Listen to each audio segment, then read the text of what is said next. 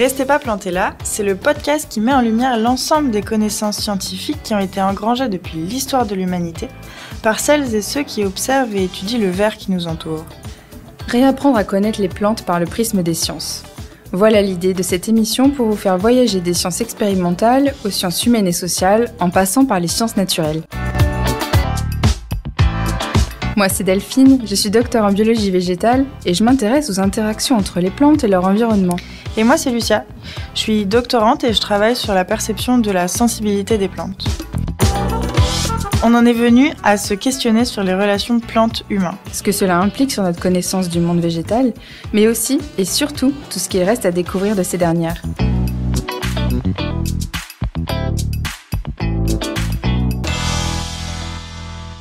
Comment parler de plantes sans parler de leur capacité à utiliser l'énergie solaire ? Mais qu'est-ce que la photosynthèse ? Y a-t-il d'autres êtres vivants capables de faire de la photosynthèse ? Et la photosynthèse est-elle à l'origine de la vie ? Bonjour à toutes et bonjour à tous. Bonjour Lucia. Bonjour Delphine. Et bienvenue dans l'émission d'aujourd'hui où nous allons parler plantes et soleil, transformation d'énergie lumineuse en sucre, bref, de photosynthèse. Quand on parle de photosynthèse, en général, les termes qui ressortent, c'est qui marche avec la lumière, qui absorbe le CO2 et rejette l'O2, et surtout qui est caractéristique des plantes. Alors, pourquoi s'y intéresser ? La photosynthèse, elle est responsable de la production des 20% de dioxygène que l'on trouve dans l'air et qui permet à tous les êtres vivants, aérobies, de respirer. Elle participe au stockage du carbone dans la fabrication de biomasse par les êtres vivants par l'utilisation du CO2. La photosynthèse produit des sucres essentiels à de nombreux êtres vivants et en fait, elle est donc, on peut dire, à la base de la chaîne alimentaire. Ouais, complètement. Ouais. Dans un monde en transition, nous cherchons la durabilité et elle a été décrite par l'Union européenne en 2015 comme suit. La durabilité à proprement parler implique l'utilisation des ressources à des taux qui ne dépassent pas la capacité de la Terre à les remplacer. Or, la photosynthèse est l'un des processus durables et cycliques le plus efficace connu. De quoi s'en inspirer, mais également protéger les espèces qui la réalisent. Donc j'ai regardé et j'ai recherché l'étymologie en fait du mot photosynthèse. Donc ça vient du grec, phos, donc la lumière, et synthesis, donc combinaison ou mettre ensemble. Donc ça veut dire synthétiser la lumière, combiner la lumière avec d'autres réactions peut-être. Ce serait oui. D'accord. Étymologiquement, ce serait ça. Ok. Alors, figure-toi que dans l'histoire de la vie, si on regarde un petit peu la genèse de la photosynthèse, les premiers organismes capables de réaliser la photosynthèse, ce sont des cyanobactéries. Donc les cyanobactéries, ce sont des bactéries qui sont bleuâtres, qui vivent dans des milieux aqueux, donc océan, eau douce. Et en fait, les premiers fossiles les plus anciens de colonies de cyanobactéries datent d'il y a 3,5 milliards d'années. Et ils ont été trouvés en Australie, ces fossiles. C'est ce qu'on appelle des stromatolites. Voilà, ce sont des structures calcaires formées de fossiles de cyanobactéries. Et au cours de l'évolution, la capacité à faire de la photosynthèse a été acquise par des cellules eucaryotes, donc des cellules à noyau, qui ne sont pas que des bactéries, pour faire rapide. Et il s'agit des microalgues tout d'abord, puis des macroalgues, et par la suite des plantes terrestres, jusqu'à obtenir de nos jours la diversité qu'on connaît des organismes photosynthétiques. Mais du coup, qu'est-ce que c'est vraiment la photosynthèse ? Alors moi, j'ai cherché, j'ai trouvé une petite expérience qui est très simple pour expliquer le principe de la photosynthèse. Donc on met une plante éclairée sous une cloche en verre. En fait, quand on respire, on absorbe l'oxygène et on rejette du gaz carbonique. Les plantes, elles font l'inverse. Elles absorbent le gaz carbonique et rejettent l'oxygène sous l'effet de la lumière. Sachant qu'elles respirent aussi. Sachant qu'elles respirent aussi. Donc c'est un mix entre photosynthèse et respiration. Exactement, ce qui est quand même incroyable. Donc, dans cette expérience, on met une plante verte sous une cloche hermétique avec une bougie qui est allumée. À l'extérieur, on éclaire la plante verte avec une lampe. Et là, on voit que la bougie, elle continue de se consumer pendant un certain temps. Maintenant, si on éteint la lampe extérieure, la bougie s'éteint. Donc, l'oxygène qui est produit par la plante verte quand celle-ci est éclairée avec la lampe, c'est exactement le principe de la photosynthèse avec le soleil. Ça veut dire que ta plante produit du dioxygène qui va être utilisé pour consumer la bougie, en fait, c'est la flamme, le feu utilise le dioxygène. Exactement. Et quand il n'y a plus de lumière, la plante, elle est plus capable de faire de photosynthèse et de produire d'oxygène. Et la bougie s'éteint. Et la bougie s'éteint. Effectivement, c'est une expérience très simple, mais très parlante, je trouve. Alors moi, je vais être un peu plus dans les gros mots. Chimiquement, en fait, la photosynthèse, elle a pour formule globale. Tu me dis si tu m'arrêtes, hein, si je suis trop pénible ou trop incompréhensible. C'est 6 molécules d'H2O. H2O, c'est l'eau. Plus 6 molécules de CO2, donc gaz carbonique, dioxyde de carbone, qui donne en fait une molécule de C6H12O6, qui est en fait le glucose, et 6 molécules d'O2, O2 dioxygène, oxygène. Et ça, cette réaction-là, elle est possible grâce à la lumière. Donc ça, c'est la formule globale de la photosynthèse. En réalité, plus concrètement, cette réaction chimique, elle a lieu dans des organites, donc des petits composés qui sont dans les cellules eucaryotes, qui sont dédiés à cette photosynthèse, et ces organites s'appellent les chloroplastes. Donc c'est là d'ailleurs qu'on retrouve les pigments verts, les chlorophylles, qui donnent la couleur verte aux plantes. Donc en général, quand une plante est verte, elle est capable de photosynthèse parce qu'elle a les pigments de chlorophylle qui sont dans les chloroplastes. Dans ces chloroplastes se trouvent des couches de membranes dans lesquelles se trouvent ce qu'on appelle des photosystèmes. Alors les photosystèmes, il faut vous imaginer une protéine, donc une structure qui est dans la membrane et qui va être capable de passer d'un état stable, normal, zen, à un état excité grâce à la présence de lumière. Cette excitation des photosystèmes va produire du dioxygène. Donc c'est à ce moment-là qu'on a le dioxygène à partir d'une molécule d'eau. Donc l'eau qui est captée par les racines dans la plante, il y a de l'eau dans la plante. Et ensuite, pour faire rapide, elle produit également de l'ATP. Donc l'ATP, je vous en parle parce que c'est une molécule qui est très présente dans le vivant. Oui, que ce soit plantes, animaux, exactement. Humains, non humains d'ailleurs. Tout à fait. Donc ça s'appelle l'adénosine triphosphate. Et en fait, c'est un petit peu le carburant des différentes réactions chimiques qu'on trouve dans un organisme, dans les plantes.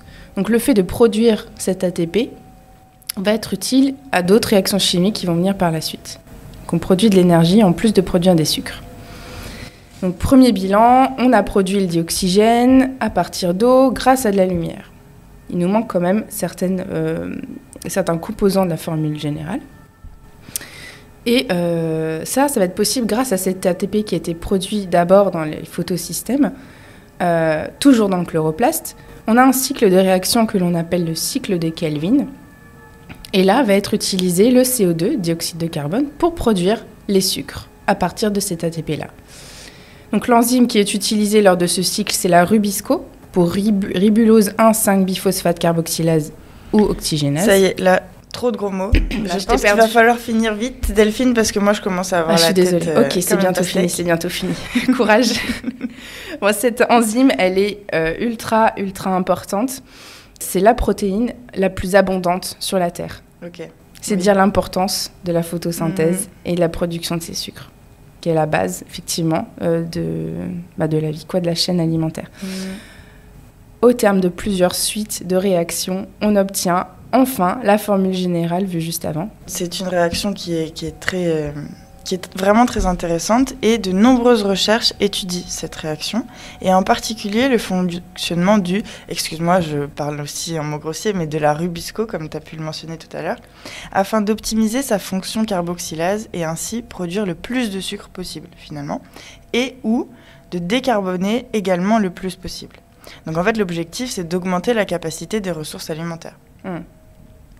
Moi, j'ai tendance à me dire que si cette enzyme, elle présente cette efficacité-là, c'est qu'il doit forcément y avoir une raison, et en particulier la capacité à s'adapter, ce qu'on cherche justement à faire ces derniers temps. Il faut savoir en plus qu'en fait, la rubisco, elle n'est donc pas à son optimum d'efficacité. Et donc, ce que tu es en train de me dire, c'est que c'est un peu fait exprès. Exactement. Pour pouvoir s'adapter. Exactement. Donc, la photosynthèse, elle a évolué depuis 3,5 milliards d'années. Moi, j'arrive même pas à me rendre compte. ce qui a laissé le temps à de nombreuses espèces d'optimiser ou d'adapter cette réaction à leur environnement. Par exemple, les plantes en C4, donc souvent des graminées, qui ont de nombreuses variantes qui montrent au moins 45 origines indépendantes de cette différenciation. Il s'agit pour ces plantes de milieux plutôt extrêmes, de concentrer anatomiquement et biochimiquement, donc des couches de cellules dédiées dans les feuilles et dans les enzymes, le CO2 à proximité de la rubisco. Ce sont des plantes qui se sont adaptées, qui ont adapté en fait le fonctionnement de photosynthèse à leur milieu de vie.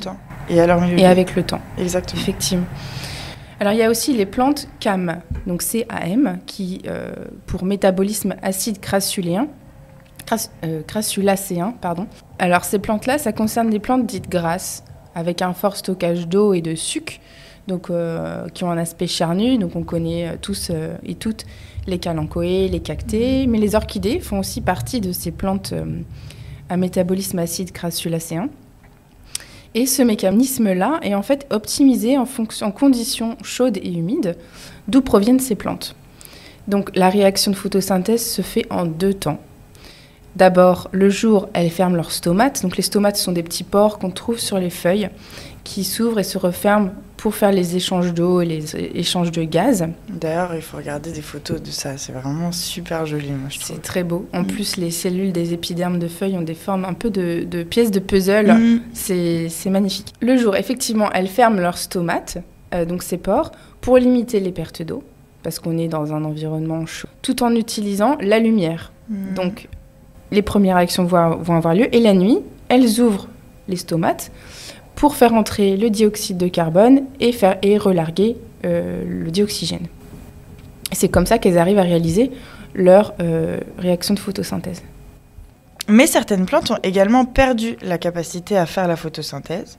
Le plus souvent, c'est caractérisé par la perte des pigments, et ce car elles sont devenues, au cours de l'évolution, des parasites d'autres plantes ou de mycorhizes, et n'ont donc plus besoin de produire leur propre sucre, les orobanches, cuscutes ou monotropes, et ces plantes sont du coup complètement blanches.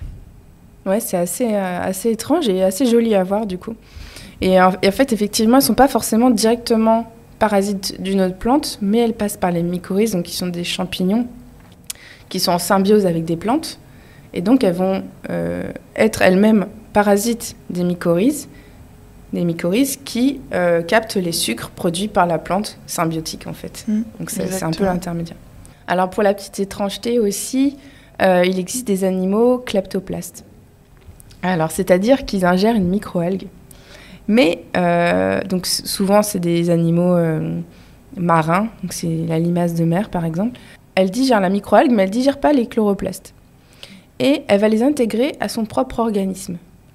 Et du coup, elle va devenir verte, mais complètement verte.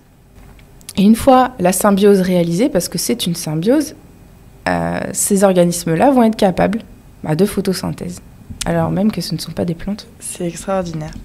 Bon, et bien vous savez maintenant l'importance de la photosynthèse pour le monde vivant, comment cela fonctionne, quel est son rôle et comment l'évolution a créé une diversité d'organismes pour optimiser cette réaction ou s'en passer.